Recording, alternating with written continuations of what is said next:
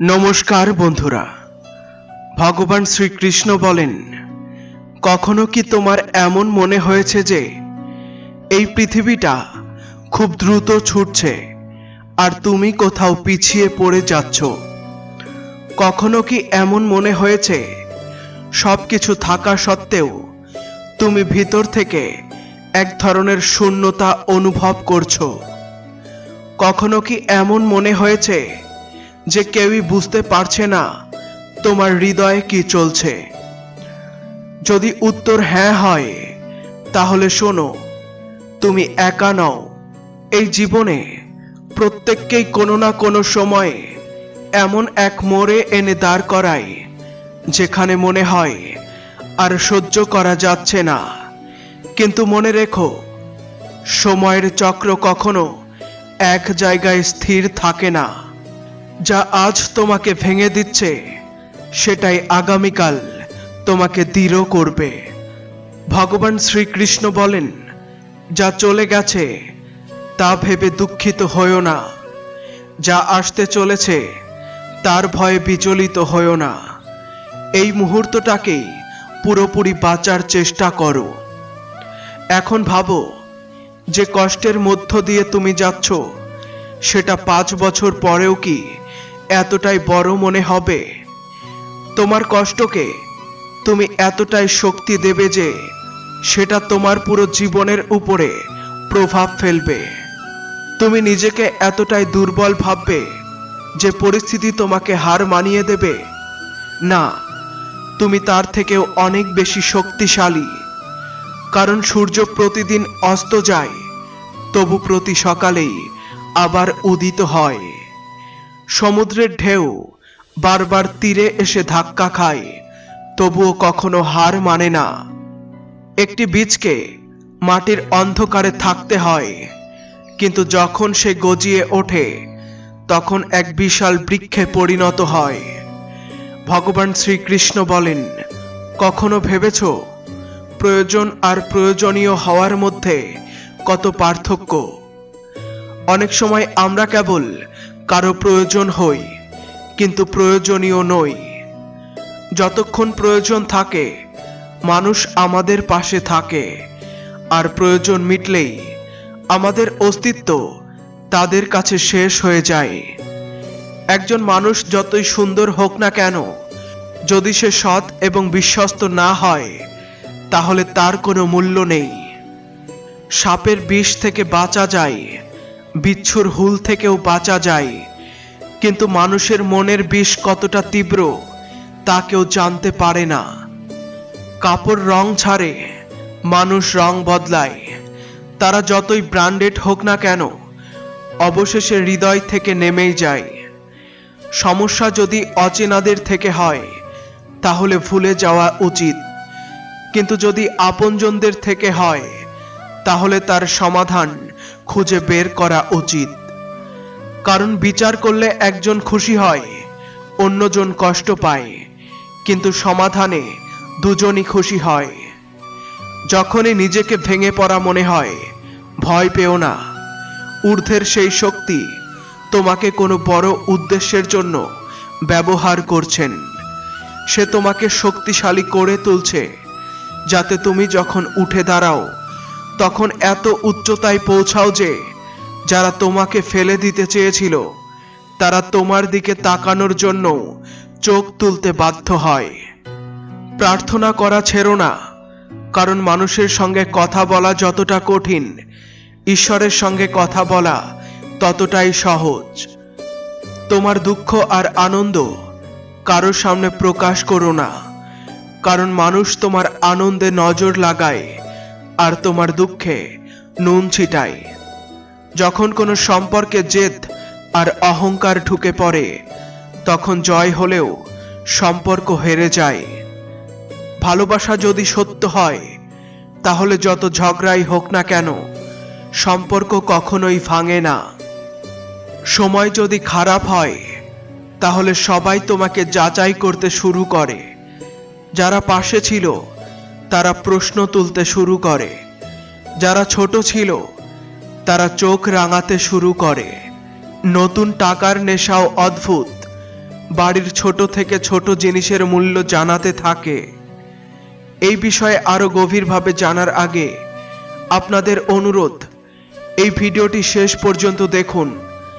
যদি আমাদের এই প্রচেষ্টা ভালো লাগে তাহলে ভিডিওটিকে লাইক করুন আর নিচে কমেন্টে জয় শ্রী রাধে কৃষ্ণ লিখুন।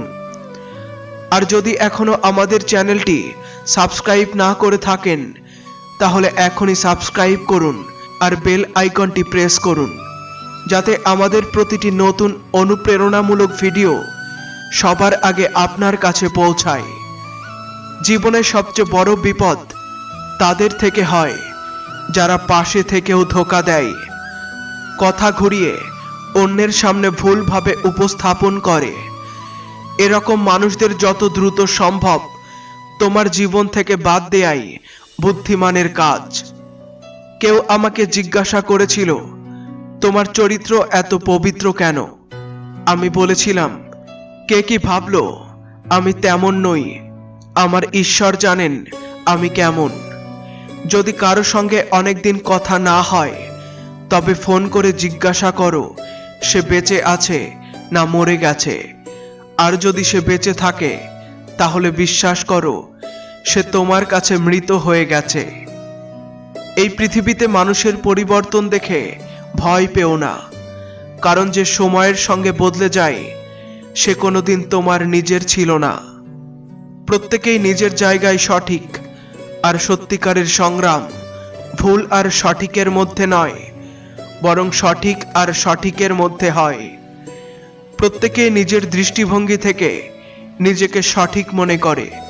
প্রত্যেক গল্পের দুটি দিক থাকে, কিন্তু দুনিয়া কেবল সেটাই দেখে যেটা দেখা তার ভালো লাগে। সফলতার রহস্য হলো সঠিক সিদ্ধান্ত। সঠিক সিদ্ধান্ত আসে অভিজ্ঞতা থেকে, অভিজ্ঞতা আসে ভুল সিদ্ধান্ত থেকে। ভুল করতে ভয় পেও না, কারণ সেগুলোই তোমাকে আরো ভালো করে গড়ে তোলে। কেউ তোমার প্রশংসা করুক বা নিন্দা, উভয়ই ভালো। প্রশংসা অনুপ্রেরণা দেয়, নিন্দা সতর্ক করে। যদি মানুষ তোমার সমালোচনা করছে তবে বুঝে নাও তুমি এগিয়ে চলছ। সম্পদ উত্তরাধিকার সূত্রে পাওয়া যেতে পারে, কিন্তু পরিচয় নিজের যোগ্যতায় তৈরি করতে হয়। কারণ এই দুনিয়া তোমার নাম নয়, তোমার কাজ মনে রাখে। জীবন প্রতিটি মুহূর্তে কেটে যাচ্ছে, আমরা ভাবি আমরা বড় হচ্ছি, কিন্তু আসলে প্রতিদিন আমাদের জীবনের একটি দিন কমে যাচ্ছে। একটা সম্পর্ক তখনই শেষ হয়ে যেতে থাকে যখন দুজনের মধ্যেকার সমস্যা তৃতীয় ব্যক্তি সমাধান করতে চায়। সম্পর্ক চলে বিশ্বাসে, আর বিশ্বাস ভেঙে গেলে সম্পর্কও ভেঙে যায়। যারা বলে তাদের কিছু যায় আসে না, যারা সহ্য করে তারাই অসাধারণ কাজ করে। মানুষ উত্তর খুঁজতে আসে না, শুধু প্রশ্ন করতে আসে। বিপদ বাইরে থেকে আসে না, আসে আপনজনদের থেকে। কারণ নৌকা বাইরের জলে নয়, ভেতরের ফুটোতেই ডুবে যায়। সবচেয়ে বড় ধোঁকা সেখান থেকেই আসে যেখানে সবচেয়ে বেশি ভরসা করা হয়। অনেক সময় আপনরাই এমন নাটক করে বসে যে তারা আপন বলে ডাকবার যোগ্য থাকে না। যেখানে নিজেকে প্রমাণ করতে হয় সেখানে খারাপ বলে অপবাদ পাওয়াই ভালো।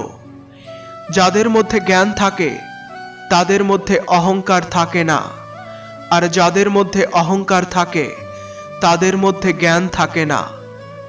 খারাপ সময় নিজে থেকে আসে না, সে শুধু দেখিয়ে দেয় কে আপন আর কে পর। এই দুনিয়ায় সবচেয়ে ভারী জিনিস হলো স্বার্থ, যেটা বেরিয়ে গেলে বড় থেকে বড় সম্পর্কও হালকা হয়ে যায়। যে মানুষকে আমরা সবচেয়ে বেশি ভালোবাসি প্রায়শই সেই মানুষটি আমাদের সবচেয়ে বেশি ব্যবহার করে, কারণ সে জানে আমাদের সবচেয়ে বড় দুর্বলতা কি। এতটাই বুদ্ধিমান হও যাতে কাউকে ক্ষমা করতে পারো, কিন্তু এতটা বোকা হয়েও না যাতে সেই প্রতারককে আবার বিশ্বাস করতে হয়। যখন কেউ তোমাকে বুঝতেই চায় না, তখন তাকে বোঝানোর দরকার নেই। যখন কেউ তোমার কোনো কদর করে না, তখন তাকে খুশি করার প্রয়োজন নেই। যাকে দেখানোর জন্য কিছুই যায় আসে না, প্রায়শই সবচেয়ে বেশি যায় আসে তারই। সত্যিকারের হৃদয় দিয়ে কারো প্রয়োজনে সাহায্য করে দেখো। যদি অন্তর থেকে শান্তি না পাও, তবে বলো। কারণ সত্যিকারের আনন্দ পাওয়াই নয়, দেওয়াই হয়। কাউকে এড়িয়ে চলা আর ব্যস্ত থাকা, এই দুটোর মধ্যে অনেক তফাৎ আছে। যারা সত্যিই তোমার আপন, তারা যতই ব্যস্ত থাকুক না কেন, তোমার জন্য সময় বের করেই নেয়। যারা স্বপ্ন দেখতে ভালোবাসে, তাদের কাছে রাত ছোট লাগে। যারা সেই স্বপ্ন পূরণের পাগলামি রাখে, তাদের কাছে দিন ছোট লাগে। সৌন্দর্য মুখে নয়, কথায় এবং আচরণে হয়। যার মন পরিষ্কার, তার চোখের আলো আলাদা হয়। কারো আসল চেহারা দেখতে হলে তাকে সম্মান দাও। আসল চরিত্র দেখতে হলে তাকে স্বাধীনতা দাও। যে সত্যিকারের মানুষ, সে কখনোই তোমার সম্মানের অপব্যবহার করবে না। নিজেকে দুর্বল করো না। যথাযথ সময়ে ভালোবাসা এবং আঘাত উভয় দিক সামলানো শিখে নাও। কারণ এই দুনিয়া কেবল তারই সম্মান করে যে নিজের সম্মান করতে জানে।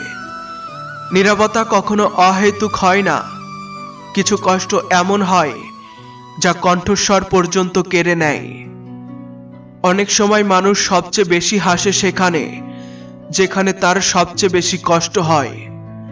মুখ পরিষ্কার, হৃদয়ে দাগ, সামনে ভালো, পেছনে বিষ, এই তো দুনিয়ার বাস্তবতা।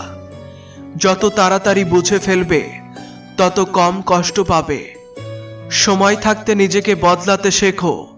কারণ যদি সময় না বদলাও, তাহলে খুব যন্ত্রণা পাবে। আজ সম্পর্কের আরেক নাম টাকা। কর্ম যতই খারাপ হোক, যদি তোমার কাছে টাকা থাকে, তবে তোমার পাপও মানুষ ভুলে যাবে। এই তো কলিযুগ। এখানে ভালোর কদর নেই, কেবল শক্তির পূজা হয়।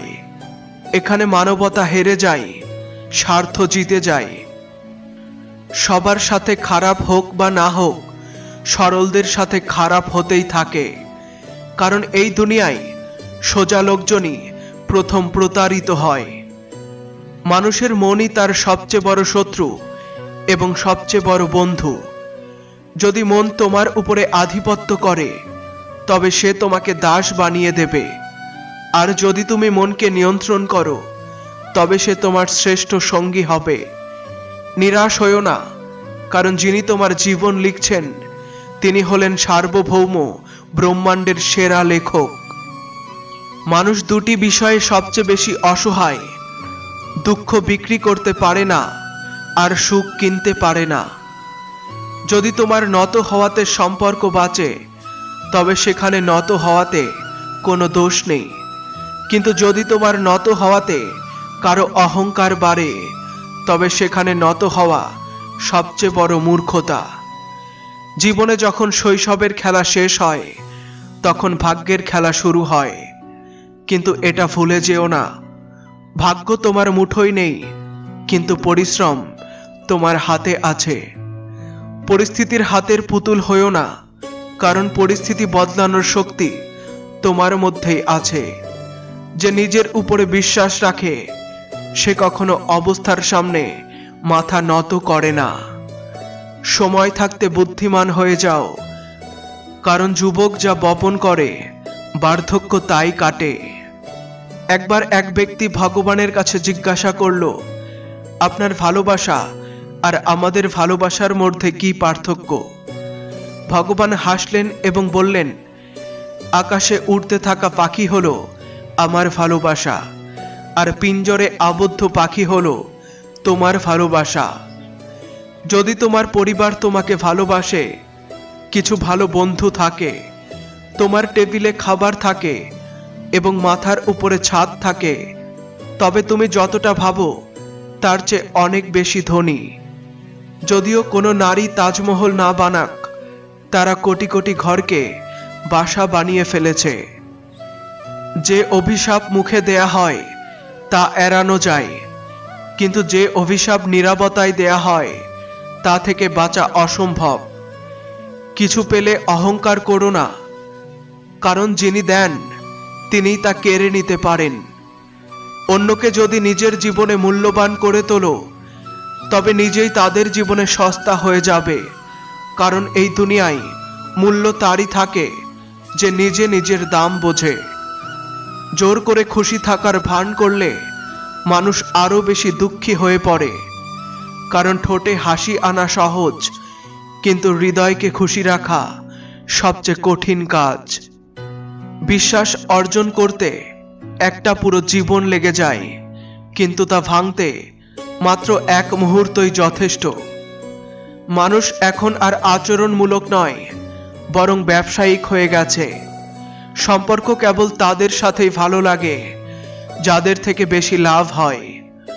অহংকার তারাই করে যারা পরিশ্রম ছাড়াই সব পেয়ে যায়, কিন্তু যারা পরিশ্রম করে সুখ পায় তারা অন্যের পরিশ্রমেরও সম্মান করে। জীবনে কখনো কাউকে মূল্যহীন ভেবো না। সমুদ্র পুরো পৃথিবীকে ডুবিয়ে দিতে পারে, কিন্তু তেলের একটি বিন্দুকেও ডুবাতে পারে না। সম্পর্ক তাদের সাথেই রাখো যারা সময় এলে সহযোগিতা এবং ভালোবাসা দেখায়। জীবনে প্রতারিত হওয়াও প্রয়োজনীয়, কারণ চলতে শেখান মা বাবা, কিন্তু সামলে নিতে শিখতে হয় নিজেকেই। মোহ শেষ হলেই হারানোর ভয়ও শেষ হয়ে যায়। ধন হোক বা বস্ত্র হোক, সম্পর্ক হোক কিংবা জীবন, সবকেই বদলানোর চেষ্টা করো না। যারা খারাপ তাদের খারাপই থাকতে দাও, শুধু তাদের থেকে নিজেকে দূরে সরিয়ে নাও। আজকের সম্পর্কগুলোর মধ্যে সবচেয়ে বিপজ্জনক সেই মানুষগুলো যারা তোমার আপনজনদের বিরুদ্ধেই কানে বিষ ঢেলে দেয়। মানুষ কথা বলতে শেখে 2 বছর বয়সে, কিন্তু কি কথা বলা উচিত তা শিখতে লাগে পুরো জীবন। যাদের মধ্যে তোমার জন্য কোনো আন্তরিকতা নেই, তাদের আপন মনে করেই বা কি লাভ। সৎকর্ম জমাতে শুরু করো, সৎকর্ম জমাতে শুরু করো বন্ধু, কারণ ধন তোমার সঙ্গে যাবে না। আজকের সম্পর্ক সূর্যমুখী ফুলের মতো, যেদিকে লাভ বেশি সেই দিকেই ঘুরে যায়। কে আপন আর কে পর, যে অনুভূতি বোঝে সেই আপন, যে অনুভূতির ঊর্ধ্বে সেই পর, যে দূরে থেকেও কাছে সেই আপন, আর যে কাছে থেকেও দূরে সেই পর। জীবনে তাদের থেকে সবসময় দূরে থেকো যারা তোমার মধ্যে এমন দোষ খোঁজে যা আসলে তোমার মধ্যে নেই। নিজের ভুল না মানা আরেকটি ভুল। যে ব্যক্তি নিজের ভুল স্বীকার করে না, সে কখনো তোমাকে আপন ভাবে না। সবটাই সংস্কারের ব্যাপার। না হলে দেয়াশলাই থেকে প্রদীপও জ্বালানো যায়, আবার সিগারেটও। ভালোবাসা এবং বন্ধুত্ব সর্বত্র মেলে, কিন্তু তা টিকে থাকে কেবল সেখানেই যেখানে তা সম্মান পায়। ঈশ্বরের প্রতি আশা কখনো ছেড়ো না, আর দুনিয়া থেকে কখনো আশা রেখো না। বিশ্বাস রাখো, যখনই তুমি কারো জন্য কিছু ভালো করছো, ঠিক তখনই কোথাও না কোথাও তোমার জন্য কিছু ভালো ঘটছে। এক গ্রামে এক অত্যন্ত গরিব ব্রাহ্মণ বাস করত। তার বাড়ির উঠোনে ছিল বিশাল এক পিপল গাছ। এই গাছ কেবল ছায়া দিত না, এর মধ্যে জীবনের গল্পও লুকানো ছিল। এই গাছে একটি ময়ূর এবং একটি ময়ূরী বাস করত। তবে তারা সাধারণ পাখি ছিল না, তারা ছিল বুদ্ধিমান, সংবেদনশীল এবং পরিস্থিতি বোঝার ক্ষমতা সম্পন্ন। ব্রাহ্মণ ছিলেন অত্যন্ত সরল, সৎ এবং নিরীহ মানুষ, কিন্তু তার সততা তার দারিদ্র্য দূর করতে পারেনি। তিনি নিজে ঠিকমতো পরিবারের ভরণ পোষণ পর্যন্ত করতে পারতেন না, তবু তার মনে প্রাণী এবং পাখিদের প্রতি অপার দয়া ছিল। প্রতিদিন সকালে তিনি ময়ূর এবং ময়ূরীর জন্য দানা ছড়াতেন, ঘরের পাশে জল রাখতেন আর তাদের যত্ন নিতেন। তিনি নিজে না খেয়ে থাকতে পারতেন, কিন্তু তাদের ক্ষুধার্ত দেখতে পারতেন না। ময়ূর এবং ময়ূরীও ওই ব্রাহ্মণের বাড়িতে খুব সুখী ছিল। তাদের খাবারের জন্য কোথাও ঘুরতে হতো না, কারণ ব্রাহ্মণ নিজেই তাদের বাসার কাছে খাবার পৌঁছে দিতেন। একদিন ময়ূরী ময়ূরকে বলল, প্রিয়, এই ব্রাহ্মণ কতটা সদয় এবং দয়ালু, আমাদের কত যত্ন নেয়, কিন্তু সে অতিরিক্ত সরল, তার ভেতরে আত্মবিশ্বাসের অভাব আছে, তাই সে নিজের পরিবারকে ঠিকমতো সামলাতে পারে না। ময়ূর সম্মতিসূচক মাথা নাড়ল। হ্যাঁ প্রিয়, দারিদ্র্যের কারণে তার জীবন সত্যিই খুব কষ্টময়। তখন ময়ূরী একটা গভীর নিঃশ্বাস নিয়ে বলল, এই পৃথিবীতে 6টি বড় কষ্ট আছে যা মানুষের জীবনকে আগুন ছাড়াই পুড়িয়ে দেয়। স্ত্রীর বিচ্ছেদ জীবনভর সবচেয়ে বড় যন্ত্রণা, আপনজনদের অপমান আত্মসম্মানকে চূর্ণ করে দেয়, ঋণ শোধ করতে না পারা প্রতিদিনের মানসিক যন্ত্রণা, দুষ্ট শাসকের অধীনে কাজ যেখানে পরিশ্রম থাকে কিন্তু সম্মান থাকে না, দুষ্ট লোকদের সঙ্গ যা মানুষকে ভুল পথে নিয়ে যায়, দারিদ্র্যে জীবনযাপন যেখানে প্রতিটি ইচ্ছাই অপূর্ণ থেকে যায়। এই 6টি দুঃখ মানুষের জীবনকে একটি বোঝা করে তোলে। ব্রাহ্মণকে প্রতিদিন চিন্তিত এবং অসহায় দেখে একদিন ময়ূর ময়ূরী পরস্পরের সঙ্গে আলোচনা করল, আমাদের এই ব্রাহ্মণের সাহায্য করা উচিত। সে আমাদের জন্য এত কিছু করে, প্রাণীদের সেবা করে, আমাদেরকেও তার জন্য কিছু করা উচিত। ময়ূর ময়ূরীর দিকে তাকিয়ে বলল, হ্যাঁ প্রিয়, আমাদের তার জন্য কোনো কাজ বা রোজগারের পথ খুঁজে বের করতে হবে, যাতে তার এবং তার পরিবারের জীবন সুখে সমৃদ্ধিতে কাটে। সারা রাত চিন্তা করে পরের দিন সূর্যের প্রথম কিরণের সঙ্গে সঙ্গে ময়ূর ময়ূরী ব্রাহ্মণকে ডাকল। ময়ূর বলল, হে ব্রাহ্মণ, এখন সময় এসেছে নিজের ভাগ্য নিজে বদলানোর। আমরা চাই তুমি রাজ দরবারে যাও এবং রাজাকে বলো সে যেন তোমাকে তার সভায় কোনো কাজে নিয়োগ করে। ময়ূরী বলল, এবং মনে রেখো, রাজাকে বলবে যে সমস্যার সমাধান কেউ করতে পারবে না তা তুমি পারবে, এবং বেতন হিসেবে প্রতিদিন 100 স্বর্ণ মুদ্রা চাও। ব্রাহ্মণ এটা শুনে হতবাক হয়ে গেল। সে বলল, হে পাখিগণ, আমার মধ্যে এত যোগ্যতা কোথায় যে আমি রাজার সমস্যার সমাধান করব? আমি তো এক গরিব ব্রাহ্মণ, যার নিজের জীবনের সমস্যারই সমাধান নেই। কিন্তু ময়ূরী হেসে বলল, হে ব্রাহ্মণ, যে নিজের শক্তিকে চিনতে পারে না সে চিরকাল নিজেকে দুর্বল ভাবতেই থাকে। তুমি শুধু আমাদের কথা বিশ্বাস করো এবং রাজ দরবারে চলে যাও। ব্রাহ্মণ কিছুই বুঝতে পারছিল না, তবুও সে ময়ূর ময়ূরীর উপরে আস্থা রেখে রাজপ্রাসাদের দিকে রওনা দিল। রাজ দরবারে পৌঁছেই ব্রাহ্মণ রাজাকে প্রণাম জানিয়ে বলল, মহারাজ, আমাকে আপনার সভায় একটি কাজ দিন। আপনার যে কোনো সমস্যার সমাধান আমি করতে পারি। রাজা বিস্ময়ে তাকালো এবং জিজ্ঞাসা করল, তোমার বেতন কত হবে? ব্রাহ্মণ মাথা তুলে বলল আত্মবিশ্বাস নিয়ে, মহারাজ, 100 স্বর্ণ মুদ্রার কম কিছুতেই নয়। রাজা বিশ্বাস করতে পারল না।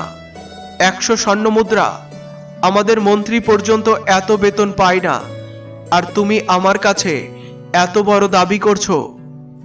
ব্রাহ্মণ নীরবে দাঁড়িয়ে রইল। সে বলল, মহারাজ, আমি 100 স্বর্ণ মুদ্রার কমে কাজ করব না। রাজার পাশে বসা মন্ত্রী ব্রাহ্মণের দিকে তীক্ষ্ণ দৃষ্টিতে তাকালো। কালো রঙের গায়ের চামড়া, দুর্বল দেহ, ছেঁড়া জামা কাপড়, মাথায় পুরনো পাগড়ি, এই গরিব ব্রাহ্মণের মধ্যে বিশেষ কি থাকতে পারে? তবু না জানি কেন মন্ত্রীর মনে কিছু একটা অনুভূত হলো। সে রাজাকে বলল, মহারাজ, একে কাজে নিন। এ গরিব হতে পারে, কিন্তু এর কাছে আত্মবিশ্বাসের অভাব নেই। যে ব্যক্তি এত দৃঢ়ভাবে 100 স্বর্ণমুদ্রা দাবি করতে পারে, তার মধ্যে কোনো না কোনো যোগ্যতা অবশ্যই আছে। রাজা চিন্তায় পড়ে গেলেন, আমি কি এত বড় বেতনে এই মানুষটিকে রাখব? এতে কি অন্য সভাসদদের প্রতি অন্যায় হবে না? কিন্তু মন্ত্রী আবারও অনুরোধ করল, মহারাজ, আপনি এর মুখ দেখে সিদ্ধান্ত নেবেন না। অনেক সময় প্রকৃত প্রতিভা বাইরে থেকে বোঝা যায় না। রাজা কিছুক্ষণ চিন্তা করলেন, তারপর মাথা নেড়ে বললেন, ঠিক আছে, একে কাজে নিয়োগ করো। সন্ধ্যায় রাজা আদেশ দিলেন, ব্রাহ্মণকে 100 স্বর্ণমুদ্রা দেয়া হোক। যখন ব্রাহ্মণের হাতে প্রথমবার এত অর্থ এলো, তার চোখে বিশ্বাস আর আনন্দ উভয় ভেসে উঠল। সে খুশি মনে বাড়ি ফিরল। যখন সে সেই 100 স্বর্ণমুদ্রা স্ত্রীর হাতে দিল, স্ত্রী বিস্ময়ে হতবাক হয়ে গেল। এত টাকা সে আগে কখনো দেখেনি। চোখ বড় বড় করে সে কাঁপতে কাঁপতে জিজ্ঞাসা করল, আপনি এত স্বর্ণমুদ্রা কোথা থেকে আনলেন? ব্রাহ্মণ হেসে বললেন, ভয় পাওয়ার কিছু নেই, আমি এই টাকা চুরি করে আনিনি। আজ আমি সেই ময়ূরীর কথাই রাজ দরবারে গিয়েছিলাম এবং রাজাকে 100 স্বর্ণমুদ্রার বেতন চেয়ে বসেছিলাম। পরে মন্ত্রীর অনুরোধে রাজা আমাকে কাজে নিযুক্ত করলেন। তবে আমি অবাক হচ্ছি, যদি রাজা কখনো সত্যিই আমাকে কোনো কাজ দেন, তবে আমি সেই সমস্যা কিভাবে সমাধান করব? ঠিক তখন ময়ূর হেসে বলল, হে ব্রাহ্মণ, চিন্তা করো না, দাতা তো ঈশ্বর নিজে। যখন তিনি দেন তখন ঝুলি ভরে দেন। যিনি তোমাকে এই সুযোগ দিয়েছেন, সমাধানের পথও তিনিই দেখাবেন। আজ ব্রাহ্মণের মনে ময়ূর এবং ময়ূরীর প্রতি গভীর কৃতজ্ঞতা জন্ম নিল। এখন থেকে প্রতিদিন রাজ দরবার থেকে 100 স্বর্ণমুদ্রা পেত। সে প্রতিদিন স্ত্রীর হাতে সেই অর্থ দিত। প্রথমে স্ত্রী সেই টাকা দিয়ে রোজগার প্রয়োজনীয় জিনিস কিনতেন। বাকি টাকা তিনি ব্রাহ্মণের সঙ্গে ময়ূরীকে দিয়ে দিতেন, কারণ তিনি জানতেন এই টাকার অধিকার তাদেরও আছে। এখন ময়ূরী সেই স্বর্ণ মুদ্রাগুলি সেবামূলক কাজে ব্যবহার করত। ব্রাহ্মণ ও তার স্ত্রী দরিদ্রদের খাওয়াতে শুরু করলেন। বনে জঙ্গলে পিপাসার্ত পশুদের জন্য জলের ব্যবস্থা করলেন। ধীরে ধীরে তারা একটি পাঠশালা খুললেন, যাতে গরিব শিশুরাও পড়াশোনা করতে পারে। কারণ অনেক সময় দারিদ্র্যের কারণে প্রতিভাবান শিশুর ভবিষ্যৎ থমকে যায়। যোগ্যতা থাকলেও অর্থের অভাবে তারা পিছিয়ে পড়ে। এখন ময়ূর ও ময়ূরীও সেই অর্থ দিয়ে শহরের প্রতিটি গরিব অসহায় মানুষদের সাহায্য করতে লাগলো। এদিকে রাজ দরবারে হিংসা জন্ম নিতে লাগলো।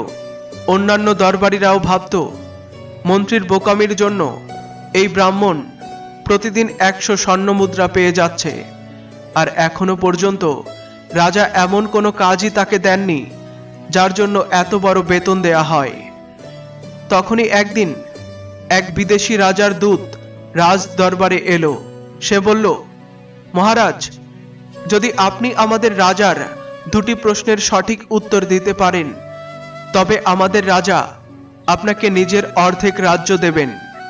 কিন্তু আপনি যদি ব্যর্থ হন, তবে আপনাকে আপনার অর্ধেক রাজ্য আমাদের দিতে হবে। আর আপনি যদি এই প্রস্তাব প্রত্যাখ্যান করেন, তবে আমাদের রাজা আপনার রাজ্যে আক্রমণ করবেন। এই চ্যালেঞ্জ শুনে রাজা গভীর চিন্তায় পড়ে গেলেন। তিনি বললেন, আচ্ছা, প্রথম প্রশ্ন বলো। দূত এক পালকি আনালো। তার মধ্যে ছিল 3টি সাদা মার্বেলের মূর্তি। 3টি দেখতে ছিল একেবারে একরকম। দূত বলল, এই 3 মূর্তির মধ্যে সবচেয়ে উৎকৃষ্ট মূর্তি কোনটি? রাজা এবং সভাসদগণ চিন্তায় পড়ে গেলেন। সব মূর্তি যখন দেখতে একই রকম, তবে শ্রেষ্ঠ কোনটি হবে সেটা কিভাবে বোঝা যায়?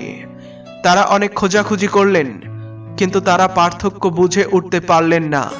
ঠিক তখন মন্ত্রীর মনে পড়ে গেল, আমরা যে ব্রাহ্মণকে 100 স্বর্ণমুদ্রা দিই, তাকে তো এমন সময়ের জন্যই নিয়োগ করেছিলাম।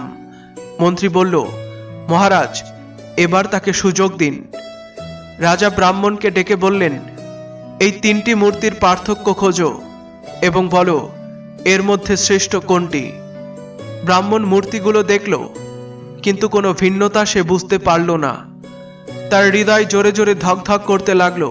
সে ভাবল, আমি যদি উত্তর না দিতে পারি তবে চাকরি যাবে। বাকি সভাসদেরা মনে মনে খুশি হচ্ছিল। তারা ভাবছিল আজ ব্রাহ্মণের খেলা শেষ। কিন্তু ব্রাহ্মণের বিশ্বাস ছিল ময়ূর ময়ূরীর উপরে।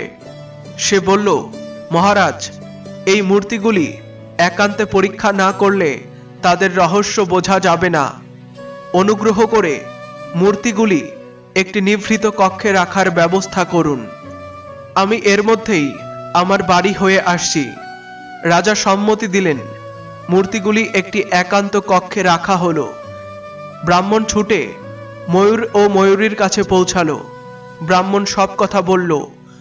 ময়ূর হেসে বলল, হে ব্রাহ্মণ, তিনটি মূর্তি যখন দেখতে এক, তবে পার্থক্য তাদের ভেতরে হবেই। তুমি একটি সরু তার নিয়ে তিনটি মূর্তির কানে ঢোকাও, তারপর দেখো সেই তার কোথা দিয়ে বেরোয়। তারপর আমাদের বলো, আমরা তোমাকে মূর্তিগুলির আসল মানে বুঝিয়ে দেব। ব্রাহ্মণ তৎক্ষণাৎ রাজপ্রাসাদে ফিরে গেল। পুরো খেলা এখন সেই তারের উপরে নির্ভরশীল। সে প্রথম মূর্তির কানে তার ঢোকালো, তারটা অন্য কান দিয়ে বেরিয়ে গেল। সে দ্বিতীয় মূর্তির কানে তার ঢোকালো, এইবার তা মুখ দিয়ে বেরিয়ে গেল। তৃতীয় মূর্তির কানে ঢোকালো, তবে তার আর বেরোলো না। ব্রাহ্মণ বুঝল এই উত্তরদানের সূত্র হতে পারে। সে ছুটে বাড়ি ফিরে ময়ূরকে সব বলল। ময়ূর বলল, হে ব্রাহ্মণ, শোনো, প্রথম মূর্তি যার এক কানে ঢুকে অন্য কানে তার বেরিয়ে যায়, সে হলো সেই বোকা লোকদের প্রতীক যারা কিছুই শেখে না। দ্বিতীয় মূর্তি যার কানে ঢুকলে মুখ দিয়ে বেরিয়ে যায়, সেই হলো সেই সব লোকদের প্রতীক যারা গোপন কথা রাখতে পারে না। তৃতীয় মূর্তি যার কানের তার ঢুকলে কোথা দিয়ে বেরোয় না, সে হলো সবচেয়ে উৎকৃষ্ট, কারণ সে সব শোনে, নিজের ভেতরে রাখে, ঠিক সময়ে সঠিক কাজে ব্যবহার করে। এমন ব্যক্তি সত্যিকারের জ্ঞানী। ব্রাহ্মণ রাজাকে এই উত্তর জানালো। বিদেশি রাজার দূত অত্যন্ত সন্তুষ্ট হলো। ব্রাহ্মণের জয় জয়কার শুরু হলো। এরপর দূত দ্বিতীয় প্রশ্ন করল, এমন কে ব্যক্তি আছে যে একজন মৃত ব্যক্তির কারণে জীবিত থাকে, এবং এমন কে আছে যে একজন জীবিত ব্যক্তির কারণেই জীবিত থাকে? ব্রাহ্মণ আবার চিন্তায় পড়ল। উত্তর ভুল হলে তো রাজ্যের অর্ধেক চলে যাবে। সে আবার ময়ূর ময়ূরীর কাছে ছুটে গেল। ময়ূরী প্রশ্ন শুনে বলল, হে ব্রাহ্মণ, এর উত্তর সহজ। প্রথম ব্যক্তি ব্রাহ্মণ, দ্বিতীয় ব্যক্তি হলো ডাক্তার। যখন কেউ মারা যায়, তার শ্রাদ্ধ ও পিণ্ডদানের সময় ব্রাহ্মণকে দক্ষিণা দেয়া হয়। এটাই তার জীবিকার উৎস। অন্যদিকে ডাক্তার রোগীকে বাঁচাতে চিকিৎসা করে এবং সেই রোগীদের থেকেই আয় করে জীবিকা চালায়। ব্রাহ্মণ রাজাকে উত্তর জানালো। দরবারে আবারও তার প্রশংসা শুরু হলো। রাজার শর্ত অনুযায়ী অর্ধেক রাজ্য জিতে নিলেন। কিন্তু তখনই রাজার মনে সন্দেহ হলো। রাজা ভাবতে লাগলেন, ব্রাহ্মণ যে কোনো প্রশ্ন শুনলেই তার বাড়ি কেন চলে যায়? নিশ্চয়ই এর পেছনে কোনো রহস্য আছে। তিনি ব্রাহ্মণকে ডেকে বললেন, সত্য বলো, কঠিন প্রশ্ন এলেই তুমি বাড়ি কেন যেতে? ব্রাহ্মণ মাথা নিচু করে জবাব দিল, মহারাজ, আমার বাড়ির বাইরে একটি পিপল গাছ আছে। সেই গাছে একটি ময়ূর এবং ময়ূরী বাস করে। তারা উভয়েই খুব জ্ঞানী। তাদের কথাতেই আমি আপনার দরবারে চাকরি নিয়েছি এবং তারাই আমাকে সব প্রশ্নের উত্তর দিয়েছে। এ কথা শুনে রাজা অত্যন্ত খুশি হলেন। তার মনে কৌতূহল জাগলো, এই ময়ূর ময়ূরী এত জ্ঞানী হলো কি করে? রাজা তাদের রাজপ্রাসাদে ডেকে এনে স্নেহ ভরে জিজ্ঞাসা করলেন, তোমরা এত অসাধারণ জ্ঞান কোথা থেকে অর্জন করেছ? ময়ূর ময়ূরী হেসে একসঙ্গে বলল, মহারাজ, আমরা এই জ্ঞান পেয়েছি সেই ব্রাহ্মণের থেকে, যার গৃহের পিপল বৃক্ষে আমরা বাস করি। তিনি অত্যন্ত পণ্ডিত ব্যক্তি, শাস্ত্রের গভীর অধ্যয়ন করেছেন। যখন তিনি পাঠ করতেন, আমরা গাছের ডালে বসে তা শুনতাম। এ তারই কৃপা যে আমরা আজ জ্ঞানী হিসেবে পরিচিত। রাজা বিস্ময়ের সঙ্গে ব্রাহ্মণের দিকে তাকালেন। তুমি তো এক মহান ব্যক্তি হয়ে উঠলে। ময়ূরী আবার বলল, মহারাজ, এই ব্রাহ্মণ খুব সৎ এবং সরল প্রকৃতির মানুষ, কিন্তু আত্মবিশ্বাসের অভাবে আজীবন দরিদ্র থেকেছেন। তবে এবার তিনি আমাদের পরামর্শ গ্রহণ করেছেন এবং দেখুন, সফলও হয়েছেন। রাজা খুশি হয়ে বললেন, হে পক্ষীগণ, আমি তোমাদের নিয়ে গর্বিত। তোমরা শুধু এক অসহায় ব্রাহ্মণের মান বাড়াওনি, বরং এই রাজ্যের গৌরবও বাড়িয়েছ। বলো, কি চাই তোমাদের? ময়ূর বলল, মহারাজ, আমি চাই আমাদের নগরে সমস্ত জীবজন্তু শান্তিতে বাঁচুক, যেন কোনো পশু পাখি ক্ষুধা বা তৃষ্ণায় না মরে। ময়ূরী তার ইচ্ছা প্রকাশ করল, মহারাজ, আমি চাই আমাদের রাজ্যে কন্যারাও ছেলেদের মতো শিক্ষা লাভ করুক, কারণ যেখানে নারী অজ্ঞানতার অন্ধকারে ঘুরপাক খায়, সেখানে কখনো শান্তি আসতে পারে না। নারী সন্তানের প্রথম গুরু। যদি সে শিক্ষিত হয়, তবে তার সন্তানও শিক্ষিত হবে। ময়ূরীর কথা শুনে রাজা ঘোষণা করলেন, আজ থেকে আমাদের রাজ্যে নারী শিক্ষাকে উৎসাহ দেয়া হবে। প্রতিটি গ্রামে স্কুল খোলা হবে, যাতে প্রতিটি কন্যা সন্তান পড়তে পারে। পাশাপাশি জীবজন্তুর সেবাকে এক নতুন মাত্রা দেয়া হবে। শহরের সর্বত্র খাবার ও পানীয় জলের ব্যবস্থা করা হবে, যাতে কোনো প্রাণী অনাহারে বা তৃষ্ণায় না মরে।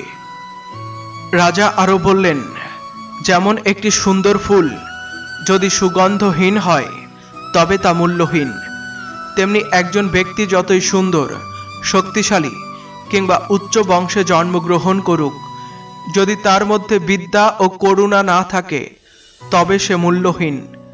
দরিদ্রতা দূর করতে শিক্ষার প্রয়োজন, আর জীবনে আত্মবিশ্বাস থাকাও সমান গুরুত্বপূর্ণ।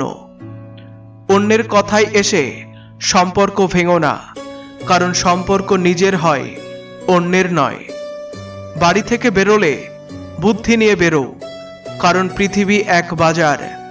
আর ঘরে ঢোকার সময় হৃদয় নিয়ে ঢোকো, কারণ সেটা এক পরিবার। মানুষ তখনই সত্যিকারের ধনী হয়, যখন তার কাছে লাখ টাকা নয়, বরং তার পরিবার পাশে থাকে। সম্পর্কের সবচেয়ে বড় বন্ধন হলো চোখে সম্মান আর কথায় ভদ্রতা। সন্দেহ থেকেই সম্পর্ক ভেঙে যায়। সবসময় ভুল করা ব্যক্তি দোষী নয়। কখনো কখনো একজন মানুষ ভিতর থেকে এতটা ভেঙে পড়ে, বাইরের হাজার সুখও তাকে খুশি করতে পারে না। ভুল মানুষ যতই মিষ্টি কথা বলুক, একদিন সে বিষ হয়ে উঠবেই। ঠিক মানুষ যতই তিক্ত কথা বলুক, একদিন তা ওষুধের মতো হয়ে উঠবে। বেদনা বাড়েনি, সহনশীলতা কমে গেছে। সময় নিজের মুখ পরিবর্তন করে না, কিন্তু এটা অবশ্যই দেখিয়ে দেয় কে কেমন মুখোশ পরে আছে। ভগবান শ্রীকৃষ্ণ বলেন, সময়কে হালকাভাবে নিও না, কারণ সময় তোমাকে কখনো হালকাভাবে নেয় না। যদি তোমার কষ্ট থাকে, তবে তার ঔষধও থাকবে। শুধু ধৈর্য ধরো, কারণ রাত যতই অন্ধকার হোক, ভোর হবেই। তুমি যা দেবে তাই ফিরে পাবে, সম্মান হোক বা বিশ্বাসঘাতকতা। এই কর্মের জগতে কিছুই ধার করা চলে না। প্রত্যেক কিছুর হিসাব সময় নিজেই করে দেয়। প্রশংসা যতই করো, অপমানটা ভেবে করো, কারণ অপমান ঋণ হয়ে থেকে যায়, আর সুযোগ পেলে তা সুদে আসলে ফিরে আসে।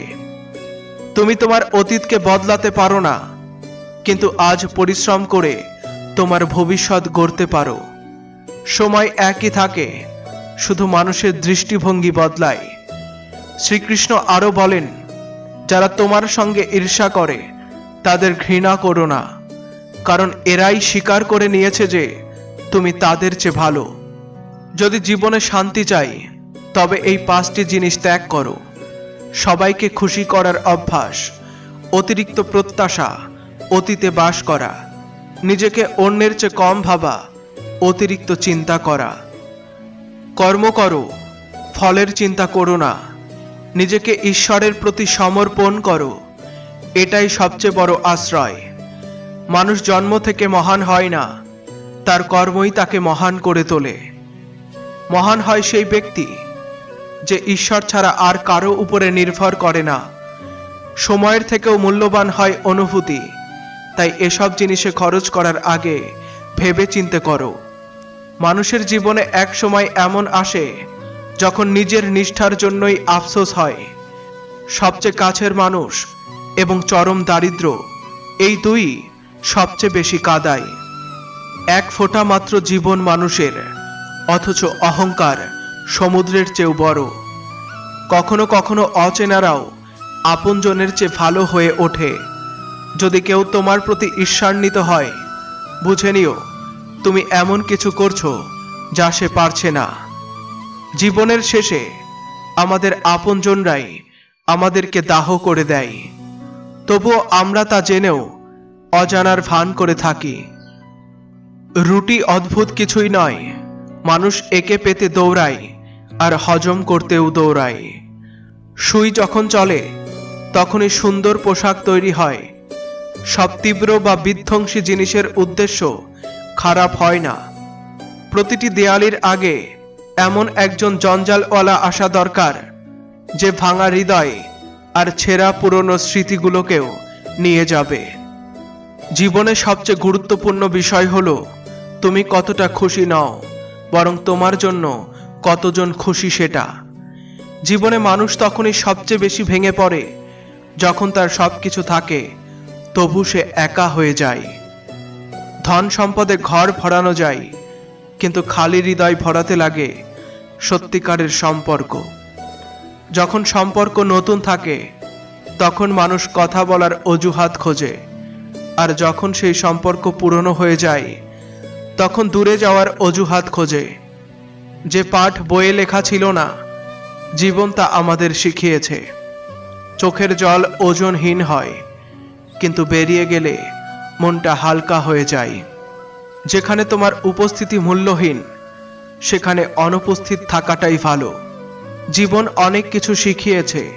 যদি বাঁচতে চাও, তাহলে অন্যদের উপরে ভরসা কমাও আর নিজের উপরে বাড়াও। যারা ভিতর থেকে মরে গেছে, তারাই অন্যকে বাঁচতে শেখায়।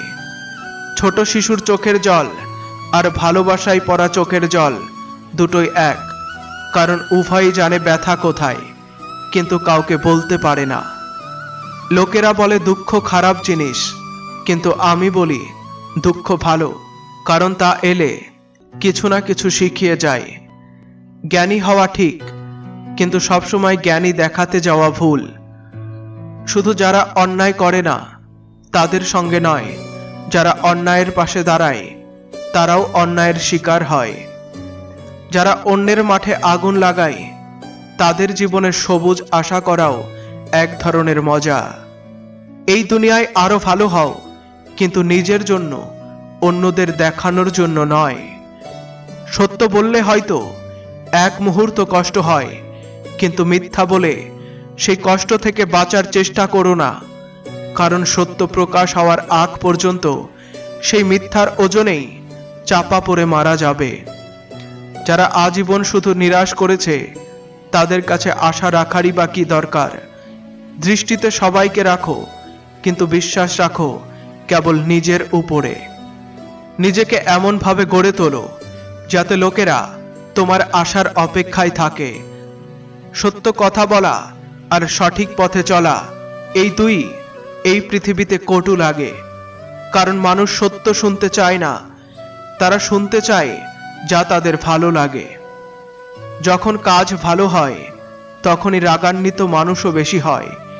সত্য বলার শাস্তি এটি, লোকে তোমাকে ভুল প্রমাণ করতে চাইবে। কাউকে গিয়ে হাত জোড় করলে না ভালোবাসা মেলে, না সম্মান।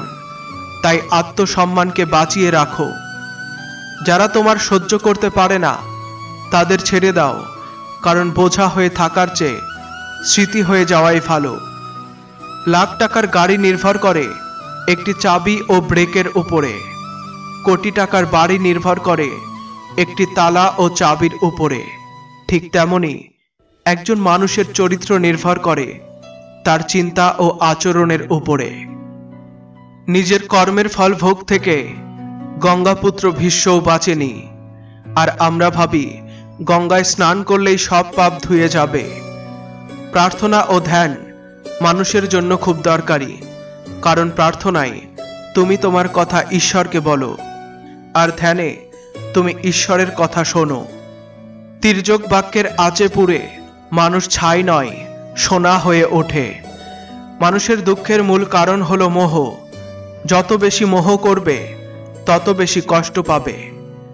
ভগবান শ্রীকৃষ্ণ বলেন, যে সময়ে সমস্যা জন্ম নেয় সেই সময়েই সমাধান জন্ম নেয়। শেষ নিঃশ্বাস পর্যন্ত চেষ্টা করে যাও, গন্তব্য পাও বা অভিজ্ঞতা উভয়ই অমূল্য। জীবনে দুই ধরনের মানুষ ব্যর্থ হয়, এক যারা ভাবে কিন্তু করে না, আর দুই যারা করে কিন্তু ভাবে না। চুরি, নিন্দা ও মিথ্যা, এই তিনটি জিনিস মানুষের চরিত্র ধ্বংস করে দেয়। ঈশ্বর সব জানেন, তোমার মন, তোমার ভান সবই। দুঃখ এক অদ্ভুত জিনিস, যখন নিজের উপরে ঘটে তখন সত্য লাগে, আর অন্যের উপরে ঘটে তখন নাটক লাগে। যে পিপাসিত সে এক ফোঁটা জলের মূল্য বোঝে, যে ক্ষুধার্ত সে এক দানা অন্নের দাম জানে, আর যে যেটা থেকে বঞ্চিত সে সেই সুখের প্রকৃত মূল্য বোঝে। শুধু সময়ের উপরে ভরসা করো না। ভাগ্যবানদের হাত খালি থাকতে পারে, কিন্তু পরিশ্রমীদের না। সঠিক সিদ্ধান্ত নেওয়া গুণ নয়, সিদ্ধান্ত নিয়ে তা সঠিক প্রমাণ করাটাই গুণ। যেমন ফুটন্ত জলে প্রতিবিম্ব দেখা যায় না, তেমনি অস্থির মনে সমাধান দেখা যায় না। তাই শান্ত হও, সমাধান নিজেই সামনে চলে আসবে। যদি কেউ তোমার প্রশংসা করে নম্রভাবে গ্রহণ করো, আর যদি কেউ সমালোচনা করে তবে সেটাকে গুরুত্ব দিয়ে ভাবো, কারণ প্রশংসা তোমার মনোবল বাড়ায়, আর সমালোচনা তোমাকে আরো ভালো করে তোলে। স্বার্থ ছাড়াও সাহায্য করা শেখো, প্রয়োজনে নয় ভালোবাসায় মিলতে শেখো। আর জীবন কাটাও প্রদর্শনের জন্য নয়, হৃদয়ের জন্য। অন্ধকার সেখানে নয় যেখানে দেহ গরিব, অন্ধকার সেখানে যেখানে মন গরিব। একসাথে থাকা মানেই পরিবার নয়, বরং একে অপরের অনুভূতি বোঝা, একে অপরের যত্ন নেয়াই সত্যিকারের পরিবার। একদিন আমরা একে অপরকে কেবল এইভাবে হারিয়ে ফেলব, সে আমাকে মনে রাখে না, তাহলে আমি কেন রাখব? কিন্তু মনে রেখো, সম্পর্ক টিকে থাকে অনুভবে, হিসাবে নয়। যাদের চোখে তুমি ভালো তাদের কাছে তুমি সবসময় ভালোই থাকবে, আর যাদের চোখে তুমি খারাপ তাদের জন্য ভালো হওয়ার চেষ্টা মানেই নিজের সময় নষ্ট করা। কারণ তুমি নিজেকে পাল্টাতে পারো, কিন্তু কারো দৃষ্টিভঙ্গিকে নয়। সব ঝড় জীবন ধ্বংস করতে আসে না, কিছু ঝড় আসে পথ পরিষ্কার করতে। জীবন তখনই সহজ হয়ে যায় যখন বিচার করা নয়, বোঝার মানুষগুলো পাশে থাকে। যদি কেউ তোমার খারাপ চায় সেটা তার কর্ম, কিন্তু তুমি যেন কারো খারাপ না চাও সেটা তোমার ধর্ম। নিজের সঙ্গে বন্ধুত্ব হলে বোঝা যায় আমাকে আমার চেয়ে ভালো আর কেউ চেনে না। জীবনে একটা কথা সবসময় মনে রেখো, যেখানে সংগ্রাম নেই সেখানে সাফল্যও আসে না। নিজের কষ্ট কাউকে বলো না, কারণ মানুষ সামনে শোনে, পেছনে তোমার উপহাস করে। তাই কান্নার চেয়ে নিজেকে এতটা শক্ত করে তোলো যেন যে যন্ত্রণা তোমাকে ভেঙে দিতে চেয়েছিল সেই যন্ত্রণাই একদিন তোমার শক্তি হয়ে ওঠে।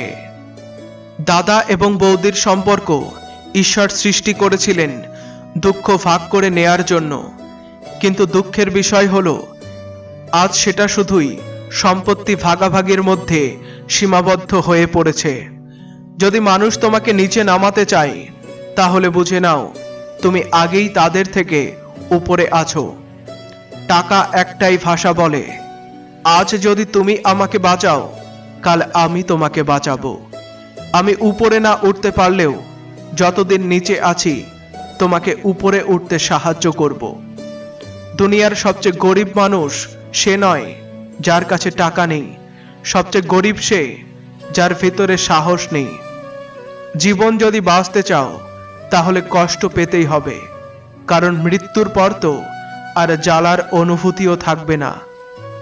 যে মানুষ একা কেঁদে চুপ থাকতে জানে এবং নিজের যন্ত্রণা লুকাতে পারে, সে মানুষ আজকের দুনিয়ার সবচেয়ে শক্তিশালী মানুষ। কে যোগ্য কে নয় এটা কেবল সময়ই বলে দিতে পারে। চঞ্চল মন মানুষকে বিভ্রান্ত করে ফেলে। সে ভাবে সেই সর্বশক্তিমান, সে সবকিছু করতে পারে।